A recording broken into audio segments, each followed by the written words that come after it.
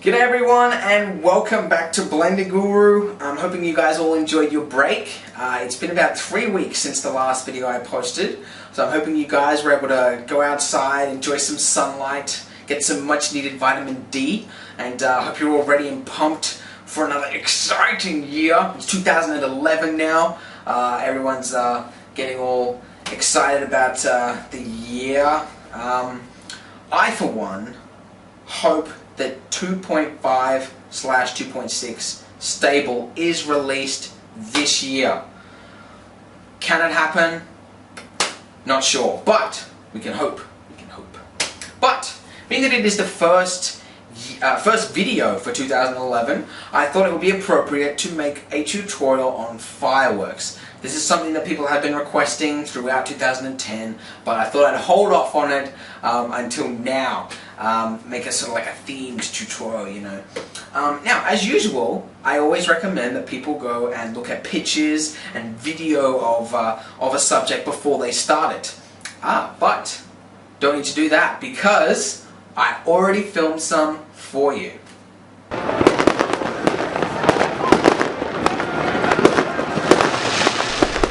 Yep, that's right. I've had this tutorial in mind for quite some time now.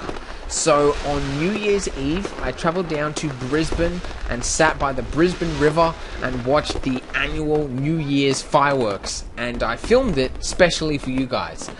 So I tried to get some sort of different shots, close-up angles and things like that. But basically, I just wanted to sort of show you guys, not that you haven't already seen fireworks yourself, I'm sure everyone has, but to sort of see it from, you know, the eyes of an artist now, instead of just watching it with your friends or something. But, you know, have a look at sort of the varying different types of fireworks there are. I never really noticed, but pretty much no two fireworks are the same. There's no really sort of one size fits all. There's, you know, you can do virtually anything you like with fireworks. It's really up to you. So, you know, there's some fireworks that just have, you know, one rocket goes up and there's the bang, sort of the traditional firework. Then there's ones with sort of secondary explosions where each little one has their own little explosion coming after it. Then there's ones that have like a trail of sparkles everywhere afterwards. And then there's ones that sort of just kind of like a flamethrower from the base point, and they just sort of spray the sky. I mean, there's so many different fireworks out there, and yeah, so and also the other thing to note is the color schemes as well. A lot of the big firework companies, when they're planning these things, they try to go off different color schemes that work together. So they only sometimes they'll only set off fireworks in one color.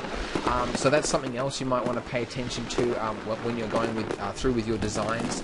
So yeah, so I'm hoping this reference footage here is useful to you guys. So let's now get into the tutorial.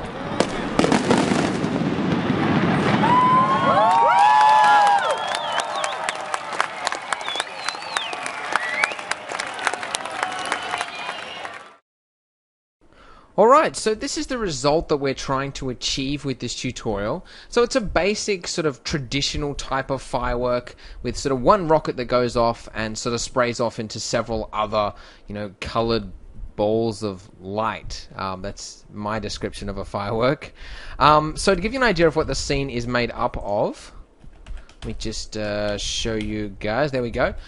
So basically we've got an emitter with a very basic particle system here, which is then spraying off a group, which is a sphere and a lamp, which we'll use to light up the scene. We're also going to be using the smoke simulator to form smoke trails, and also getting into a little bit of compositing to give it that glowing effect as well.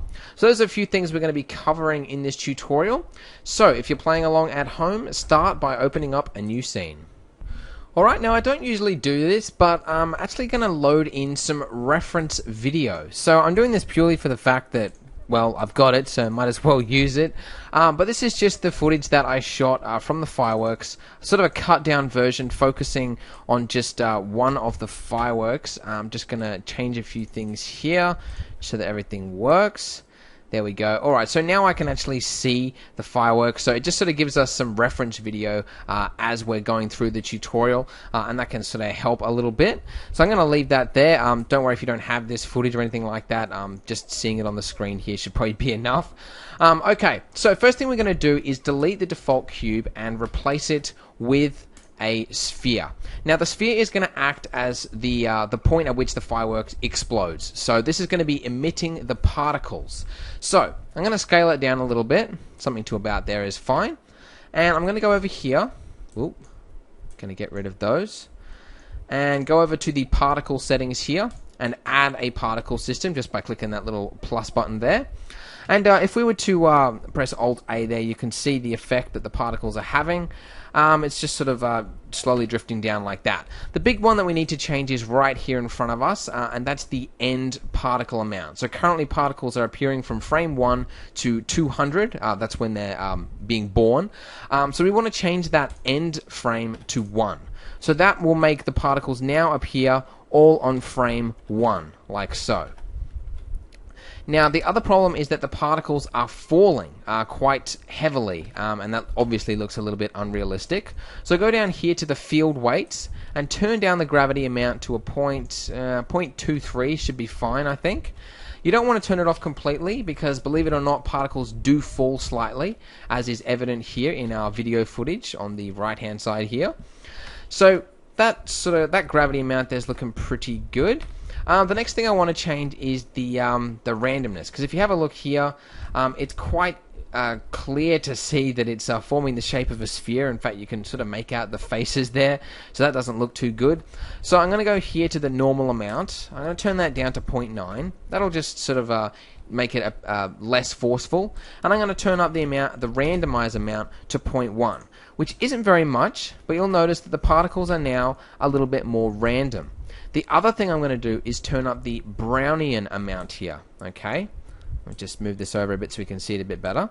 The Brownian amount will basically make the particles sort of move around slightly after they have been emitted. So it sort of gives them sort of like a little bit of a personality, if you could say that. So they sort of just very subtly squiggle around, because I've noticed that if you don't have that there, that the particles sort of emit and it looks very uniform and very computer generated. So turning up that Brownian amount to something around that amount, 0.4, just makes it look just that little bit more realistic. The other thing, and this is a big one, you'll notice there's some difference between our footage over here on the right and our particles. Mainly that there are way too many particles. Because remember, these particles here are supposed to be these red glowing dots. So if you were to actually count these up, I think I actually did it, and there were about 28, 29, something like that. So what we need to do is turn the particle amount here down to 28. And if you have a look at that, you might say that there's not enough particles and it doesn't look realistic, but you know, we're going off video footage now, so we know exactly what looks realistic. And I'd say that looks pretty good. One thing I will change, this is another thing, is the dampening. You'll notice from the video footage that the particles emit very quickly at the start and then slow down as time progresses, because it sort of has that initial sort of explosion rocket burst, and then it slows down. But our particles that we've created here have the same speed. So by giving it a dampen amount to something, I don't know, about 0.3, 0.4, something like that, that will sort of make it slow down. Now you will notice that the distance at which the particles now travel is a lot less. That's an unfortunate reality. To counter that, I'm going to just turn down the sphere size there, and that'll sort of make it look a little bit better. And so there you go. I mean, if you have a look at the video in synchronization with our actual explosion there, it's actually not that far off, so it's looking pretty good. So now let's move on to the rendering. Now, if you were to render this right now, if I move the camera in a bit so we can actually see it, let's have a look. Gee, I might save this first of all. I was doing a practice run before, and it crashed on me when I tried to render it, so I'm going to call this tutorial. Alright, there we go. Okay, not a very good result. You'll notice that each of our particles are now this big white foggy mess. The reason for that is that each of those particles are showing up as halos. Okay, now halos are sort of the old school way of rendering. Back in 2.49, you had to use halos if you wanted to create something like this. We've sort of gone above that now. Halos don't really let you do much with the compositor, so that's why I'm against halos. You use them for some things, but mainly you just try not not to.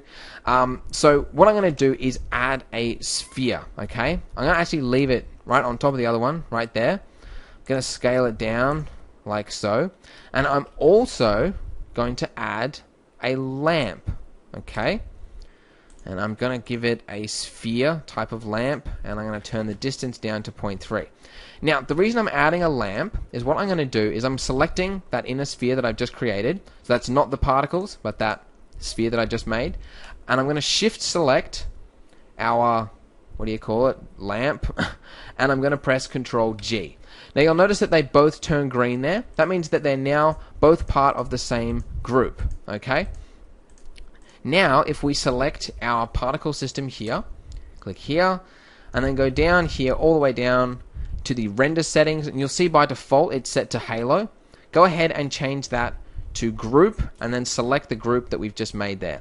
You'll see that each of those dots have now disappeared, and they've now become the lamp and the sphere. One thing you do need to check though is whole group. That means that now it's using both the sphere and the lamp on each one of those points, so that's very important. The other thing we didn't do before is you need to uncheck emitter so that you don't actually see that our sphere here in the middle. So let's take a look at this now when rendered. Okay, so it's not too impressive, but you'll see that now each of those little objects are now actual spheres. So pretty good. Now, one thing to note is that with this this little ball and this lamp here, there's something which is kind of a little bit weird and hard to explain. But what we need to do, obviously we don't want, you can see there's a sphere there in the middle. That's this one right here that's showing up in the render. We don't want that to show up in the render. So what we need to do is move it to a completely different layer that isn't going to be rendered. Okay, so do that. And if we render this now, the spheres now show up, but our parenting sphere is now on a different layer, so that's fine. However, do not move the lamp to another layer. Leave the lamp on the same layer 1, because if you move the lamp to another layer and you don't render it, then that means that each of those lamps there also will not show up in the render. However, the spheres will, even though the sphere is on a different layer. Okay, kind of confusing. Don't worry if it's don't understand it. Just do what I've done there. Move the sphere to another layer and leave the lamp on layer 1. Okay, now we've done that. I'm going to select our sphere here, and I'm going to give it a material. You'll notice that I've selected the sphere, not the actual particle sphere on layer 1. And I'm going to go over here to the material settings and just give it a material emit value of 1 and turn the specularity off. So pretty basic. It just means that those objects now are going to be just a little bit more lit. The other thing we need to do is go over here in the options and turn off traceable. And that's so that the this sphere here won't actually cast any shadows on anything, which means that our lamp here is able to shine through the sphere onto other objects in the scene. So that's very important. If you don't uncheck traceable, then your lamps won't light up the scene. Okay, cool. So now it's pretty much. Let's just check it out. So it's I think it's pretty accurate to the video footage now. It's not half bad. Okay, so now we can get onto the smoke. Okay, so each of those little dots there, if you zoom in here on the video footage, are giving off a thin line of smoke. So we can do that in Blender using the new smoke simulator. That's right, you guessed it.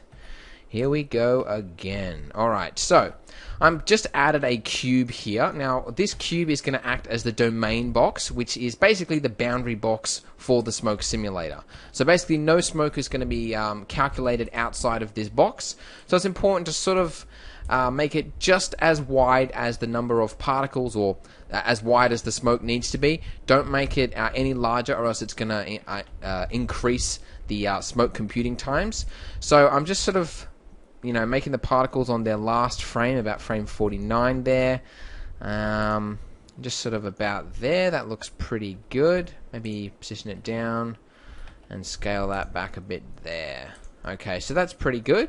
Then I'm going to go over here to our physics panel, and then this is with the cube selected, of course. Then click add for smoke, and then select domain as the type. Okay, so most of these settings you can leave as as they are. The main one you're going to want to change is this one here, the divisions. The higher you set that, then the more high resolution your smoke is going to look. Now, because you'll notice in the video footage, those smoke trails there, they're really quite thin. So basically, you're going to want to make that division amount quite high. However, because I'm doing this for a tutorial, I don't have time to waste for it to bake for a long time. I'm just going to leave that as 50. For my final animation, I set it to, I think, 250, and I also enabled smoke high resolution there. That's very optional, you don't have to do that. One thing you do want to change, though, is this temperature difference. That sort of makes the smoke rise. So I'm going to set that to 0, and I'm going to set the behavior of it to 0.005. Also, the smoke cache down here, this is basically, which frames to bake the smoke. So our animation is only about 50 frames long. So I'm going to set that end frame there to 50. In fact, actually, I think I noticed, yeah, the actual, if you have a look at the video footage, the particles, those red balls of light are disappearing at around about frame 40. They're almost completely gone. And yet, if you have a look at the lifetime of our particles here, they're set to 50. So I'm just going to lower that to 40 now, and maybe just increase the random amount. So basically, that means that the particles are now going to vanish 10 frames earlier. There we go. So that should now be... There we go. Now it's completely accurate to the footage. Okay, pretty cool.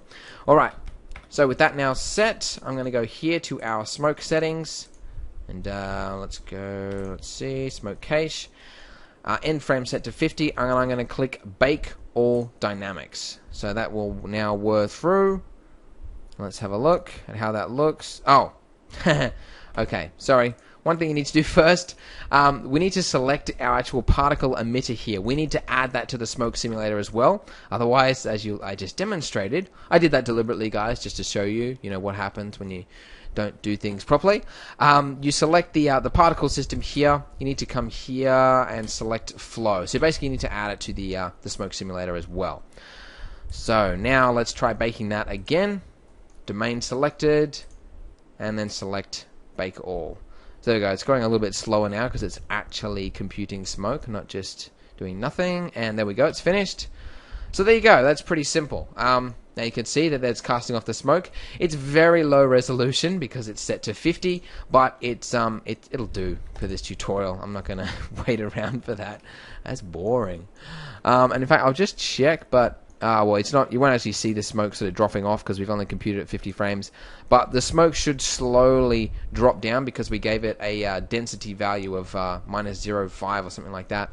But yeah, you can play around with that to experiment.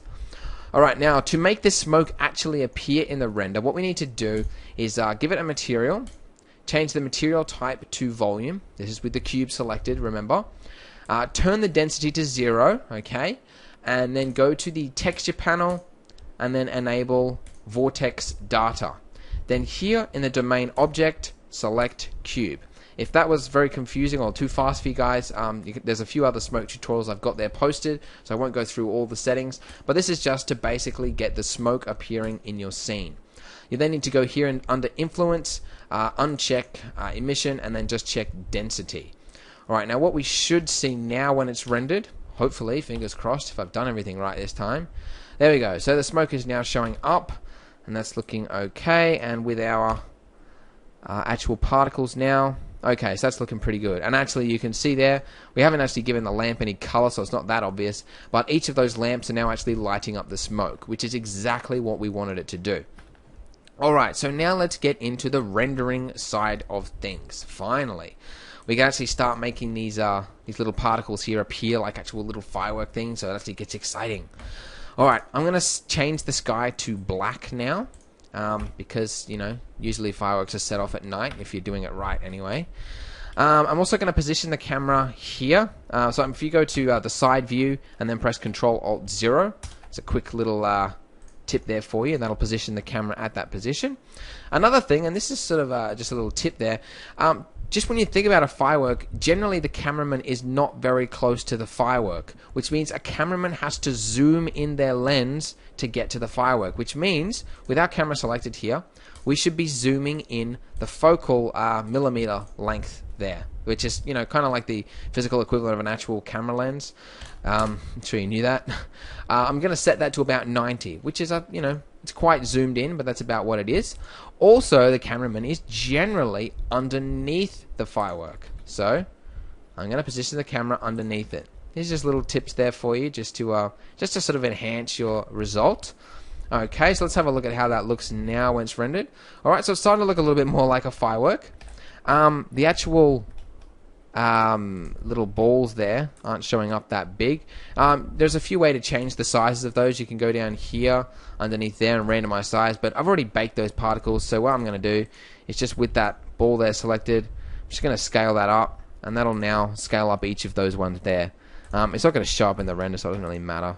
Now let's have a look at that now. Okay, there we go. So they might be a little bit too big now. Just play around with that.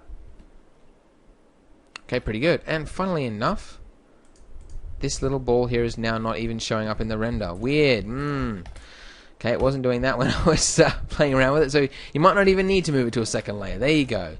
Sometimes these things just happen for no reason. Okay, now the other thing you'll notice in the render here is the smoke is actually very, very artifact. Yeah, I was going to say artifactory, but that's a definitely made up word. It's full of artifacts. Okay, so to prevent that, what we're going to do is with the materials, go down here to integration and set the step size to 0.05. The lower you set that amount, the clearer it will be. It's sort of a weird, most things in Blender, the higher you set things, the clearer it is, or but this time, yeah, set it lower and you'll get a nicer result, as you can see there. Okay, so now let's get into the, oh wait, no, I was going to say let's get into the compositor. Let's first of all change the appearance of the lamp, okay? So currently it's casting off white light. We want it to cast off some pink or orangey reddish light, obviously.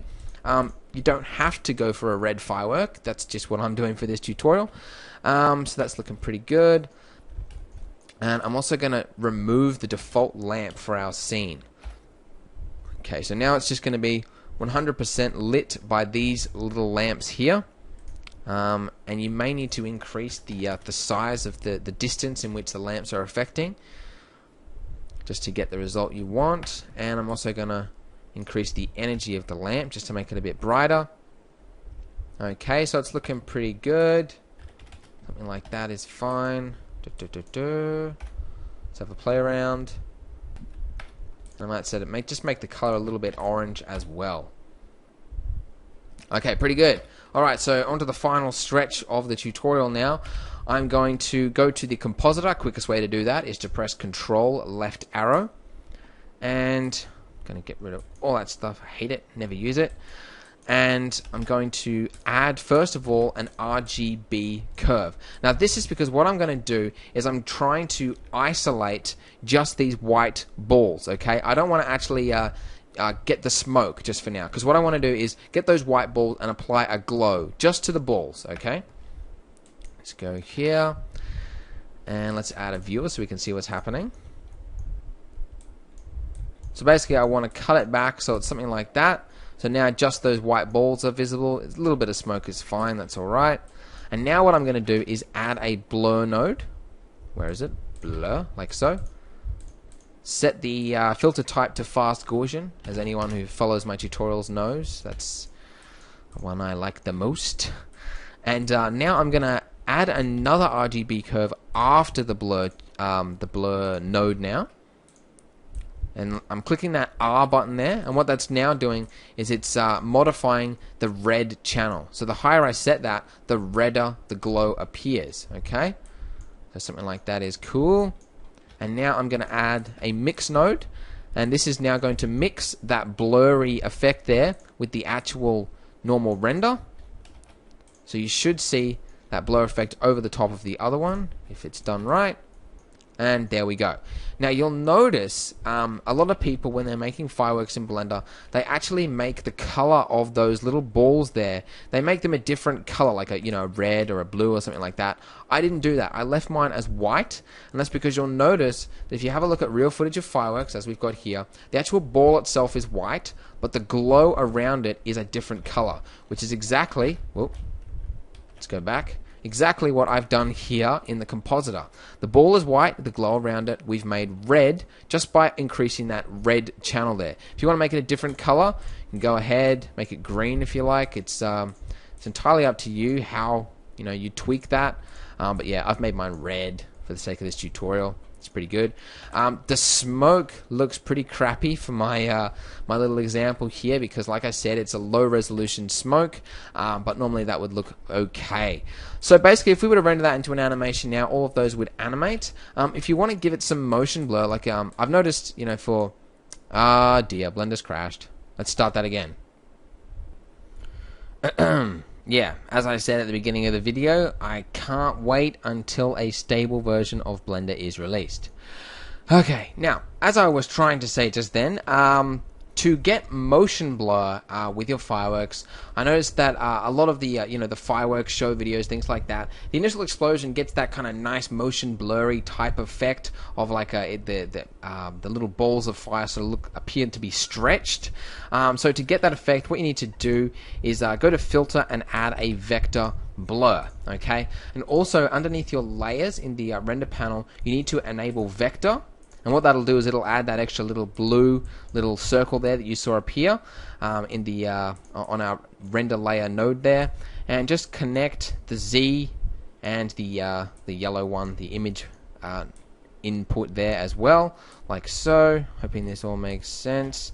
And you also need to re-render it because now you're going to be computing the speed as well. Now you probably won't see any result there because our actual little balls of fire aren't moving that that fast, so you won't actually see much of a result there. But in the initial burst, you will see kind of a cool little effect there. Alright, so that it's sort of coming to the end of the tutorial, just to go over a few things, a couple of questions some of you guys might be asking, to sort of get it so that the particles don't sort of suddenly disappear at the end of the animation, because currently they will, like when the particle here, the lifetime expires, it will just disappear like that. So to make it so that it fades out, this is something I did. It's kind of a cheap hack way to do it, but it's sort of the only way that works at the moment.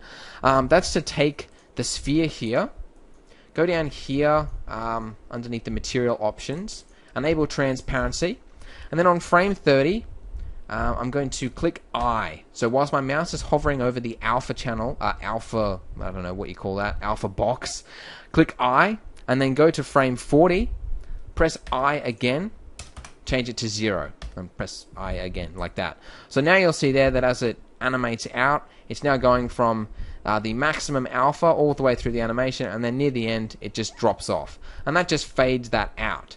And then the other thing you can do is also do the exact same thing here with our lamp, like so.